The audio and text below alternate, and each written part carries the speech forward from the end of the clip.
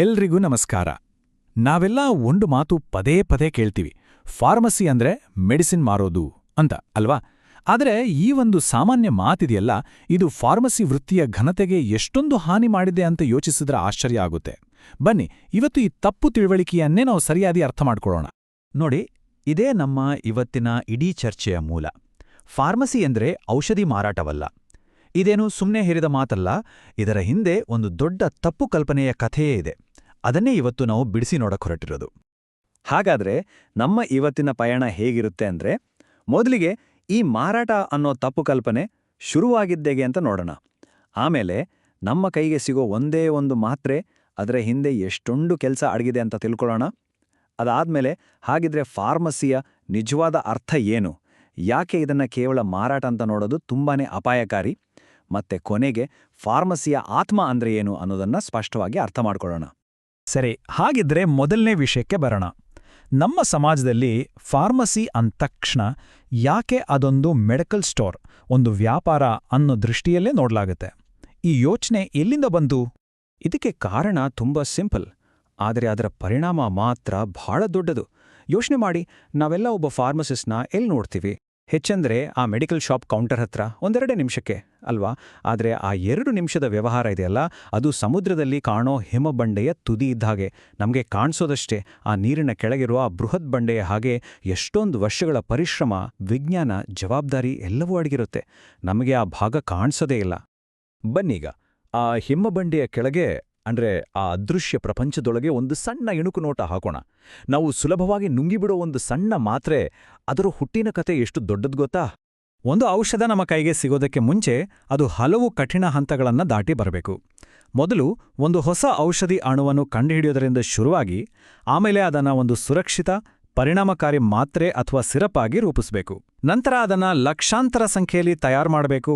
ಪ್ರತಿ ಹಂತದಲ್ಲೂ ಅದರ ಕ್ವಾಲಿಟಿ ಪಕ್ಕಾ ಇದೆಯಾ ಅಂತ ಚೆಕ್ ಮಾಡ್ತಾರೆ.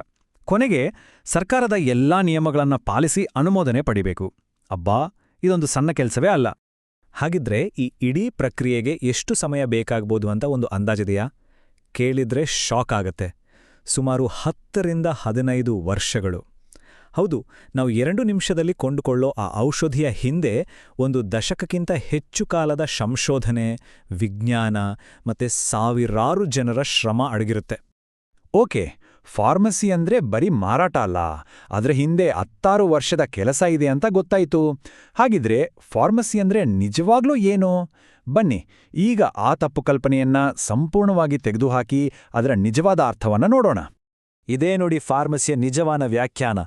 ಔಷಧಿಗಳ ವಿಜ್ಞಾನ ಮತ್ತು ಜವಾಬ್ದಾರಿ. ಇಲ್ಲಿ ಮಾರಾಟ ಅನ್ನೋ ಪದಕ್ಕೆ ಜಾಗವಿಲ್ಲ. ಇದು ಔಷಧಿಗಳನ್ನ ಹೇಗೆ ಕಂಡುಹಿಡಿಬೇಕು, ಹೇಗೆ ತಯಾರಿಸಬೇಕು, ಮತ್ತೆ ಅದನ್ನ ಹೇಗೆ ಸುರಕ್ಷಿತವಾಗಿ ಜನರಿಗೆ ತಲುಪಿಸಬೇಕು ಅನ್ನೋ ಸಂಪೂರ್ಣ ಜ್ಞಾನ ಮತ್ತು ಜವಾಬ್ದಾರಿಯ ಬಗ್ಗೆ ಮಾತಾಡುತ್ತೆ. ಇದನ್ನ ಹೀಗೆ ಅರ್ಥ ಮಾಡಿಕೊಳ್ಳಬಹುದು. ವೈದ್ಯರ ಪಾತ್ರ ರೋಗವನ್ನ ಪತ್ತೆ ಮಾಡಿ ಯಾವ ಅಸ್ತ್ರ ಬಳಸಬೇಕು ಅಂತ ನಿರ್ಧರಿಸಿದ ಹಾಗೆ. ಆದರೆ ಆ ಅಸ್ತ್ರವನ್ನ ಅಂದ್ರೆ ಔಷಧಿಯನ್ನ ಸುರಕ್ಷಿತವಾಗಿ, ಹರಿತವಾಗಿ ಮತ್ತೆ ಬಳಸೋಕೆ ಯೋಗ್ಯವಾಗಿ ರೂಪಿಸೋದಿದೆಯಲ್ಲ, ಅದು ಫಾರ್ಮಸಿಯ ಕೆಲಸ. ಹಾಗಾಗಿ ವೈದ್ಯರ ಚಿಕಿತ್ಸೆ ನಿಂತಿರೋದೇ ಫಾರ್ಮಸಿ ವಿಜ್ಞಾನದ ಬುನಾದಿಯ ಮೇಲೆ. ಅದಕ್ಕೆ ನೋಡಿ, ಫಾರ್ಮಸಿ ಅನ್ನೋದು ಕೇವಲ ಮೆಡಿಕಲ್ ಶಾಪ್ಗೆ ಸೀಮಿತವಾಗಿಲ್ಲ. ಫಾರ್ಮಸಿ ಓದೋದವರು ಔಷಧಿ ಸಂಶೋಧನೆ ಮಾಡೋ ಲ್ಯಾಬ್ಗಳಲ್ಲಿರ್ತಾರೆ, ಔಷಧಿ ತಯಾರಿಸೋ ದೊಡ್ಡ ದೊಡ್ಡ ಫ್ಯಾಕ್ಟ್ರಿಗಳಲ್ಲಿರ್ತಾರೆ, ಕ್ವಾಲಿಟಿ ಕಂಟ್ರೋಲ್ ಮಾಡ್ತಾರೆ, ಸರ್ಕಾರದ ನಿಯಮಗಳನ್ನು ಪಾಲಿಸ್ತಾರೆ. ಅಷ್ಟೇ ಅಲ್ಲ, ಮಾರುಕಟ್ಟೆಗೆ ಬಂದ ಮೇಲೂ ಔಷಧಿಯಿಂದ ಏನಾದ್ರು ಅಡ್ಡ ಪರಿಣಾಮ ಆಗ್ತಾ ಇದೆಯಾ ಅಂತ ಸದಾ ಕಣ್ಣಿಟ್ಟಿರ್ತಾರೆ. ಇದರ ವ್ಯಾಪ್ತಿ ತುಂಬಾನೇ ದೊಡ್ಡದು. ಸರಿ, ಫಾರ್ಮಸಿಯನ್ನ ಮಾರಾಟ ಅಂತ ಕರೆಯೋದ್ರಿಂದ ಏನಾಡುತ್ತೆ? ಯಾಕೆ ಈ ವ್ಯತ್ಯಾಸ ಇಷ್ಟು ಮುಖ್ಯ? ಇದು ಕೇವಲ ಪದಗಳ ಆಟ ಅಲ್ಲ.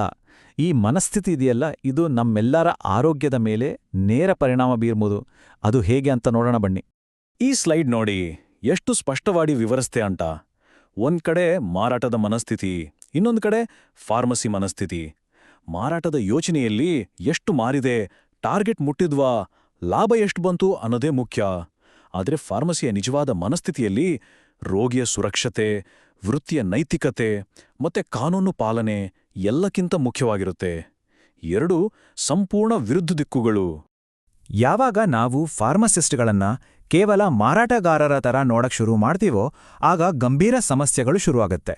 ಪ್ರಿಸ್ಕ್ರಿಪ್ಷನ್ ಇಲ್ಲದೆ ಬೇಕಾಬಿಟ್ಟಿ ಔಷಧಿ ತಗೊಳ್ಳೋದು, ಸಣ್ಣ ಪುಟ್ಟದಗೂ ಆಂಟಿಬಯೋಟಿಕ್ ಕೇಳೋದು ಇದೆಲ್ಲ ಹೆಚ್ಚಾಗತ್ತೆ. ಕೊನೆಗೆ ಇದು ಆಂಟಿಬಯೋಟಿಕ್ ರೆಸಿಸ್ಟೆನ್ಸ್ನಂತಹ ದುದ್ದ ಸಾರ್ವಜನಿಕ ಆರೋಗ್ಯದ ಬಿಕ್ಕಟ್ಟಿಗೆ ಕಾರಣವಾಗಬಹುದು.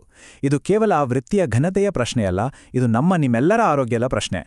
ಇಷ್ಟೆಲ್ಲ ಚರ್ಚೆ ಮಾಡಿದ್ಮೇಲೆ ಹಾಗಿದ್ರೆ ಫಾರ್ಮಸಿಯ ಆತ್ಮ ಯಾವುದು? ಅದರ ನಿಜವಾದ ಅಸ್ಮಿತೆ ಏನು? ಬನ್ನಿ ನಮ್ಮ ಚರ್ಚೆಯ ಕೊನೆಯ ಹಂತಕ್ಕೆ ಬರೋಣ. ಇದು ನಿಜಕ್ಕೂ ಒಂದು ದೊಡ್ಡ ವಿಪರ್ಯಾಸ. ಫಾರ್ಮಸಿ ಕಾಲೇಜುಗಳಲ್ಲಿ ವಿದ್ಯಾರ್ಥಿಗಳಿಗೆ 4-5 ವರ್ಷಗಳ ಕಾಲ ಔಷಧ ವಿಜ್ಞಾನದ ಬಗ್ಗೆ, ರೋಗಿಗಳ ಸುರಕ್ಷತೆಯ ಬಗ್ಗೆ ಕಠಿಣ ತರಬೇತಿ ಕೊಡ್ತಾರೆ. ಆದರೆ ಅವರು ಕೆಲಸಕ್ಕೆ ಅಂತ ಹೊರಗೆ ಬಂದಾಗ ಸಮಾಜ ಮತ್ತು ಕೆಲವು ಕಡೆ ಸಂಸ್ಥೆಗಳು ಅವರ ಜ್ಞಾನಕ್ಕಿಂತ ಹೆಚ್ಚಾಗಿ ಅವರ ಸೇಲ್ಸ್ ಸ್ಕಿಲ್ ಅನ್ನ ಅಳೆಯುತ್ತೆ. ಇದು ಎಂತಹ ದುರಂತ ನೋಡಿ. ಎಷ್ಟೊಂದು ಜ್ಞಾನ ಪ್ರತಿಭೆಯಲ್ಲಿ ವ್ಯರ್ಥವಾಗುತ್ತೆ. ಹಾಗಾದ್ರೆ ಕೊನೆಯದಾಗಿ ನಾವು ಅರ್ಥ ಮಾಡ್ಕೊಳ್ಬೇಕಾದ್ದುಷ್ಟೇ, ಫಾರ್ಮಸಿ ಅಂದ್ರೆ ಮಾರಾಟ ಅನ್ನೋ ಪದವೇ ತಪ್ಪು.